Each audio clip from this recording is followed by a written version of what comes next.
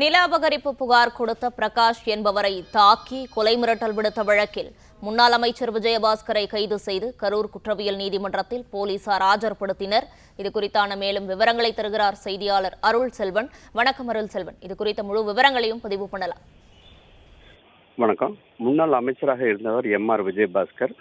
இவர் சுமார் 100 கோடி ரூபாய் மதிப்பிலான 22 ஏக்கர் நிலத்தை பொய்யான ஆவணங்கள் கொடுத்து தன்னுடைய ஆதரவாளர் பெயரில் ரெஜிஸ்டர் செய்தார் என்பது குற்றச்சாட்டு. அதன் அடிப்படையில் ரெஜிஸ்டர் கொடுத்த புகாரின் அடிப்படையில் அவர் மீது கரூர் நகர காவல் நிலையத்தில் வழக்கு பதிவு செய்யப்பட்டது.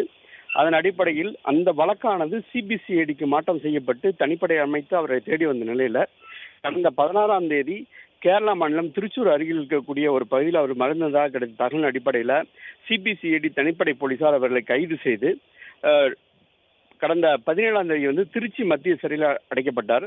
அவர் சிறையில் அடைக்கப்பட்டிருந்த நிலையில் மற்றொரு வழக்கான, அதாவது கரூர் மாவட்டம் வாங்கல் பகுதியை அடுத்த காட்டூர் பகுதியை சார்ந்த பிரகாஷ் என்பவரை இந்த 22 ஏக்கர் நிலத்தை எழுதி தரும்படி அவரை தாக்கியதாகவும் கொலை மிரட்டல் விடுத்ததாகவும் அவர் வாங்கல் காவல் நிலையத்தில் புகார் அளிச்சிருந்தார்.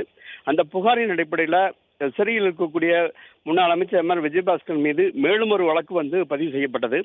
அதன் அடிப்படையில் அவரை நீதிமன்றத்தில் ஆஜர்படுத்துவதற்கான அனுமதி நேற்று நீதிமன்றத்தில் பெற்ற நிலையில் இன்று அவரை திருச்சி மத்திய சிறையில் இருக்கும் முன்னாள் அமைச்சர் எம்.ஆர். விஜயபாஸ்கரை வாகனத்தில் பலத்த போலீஸ் பாதுகாப்புடன் அழைத்து நீதிமன்றத்தில் ஆஜர்படுத்தினர்.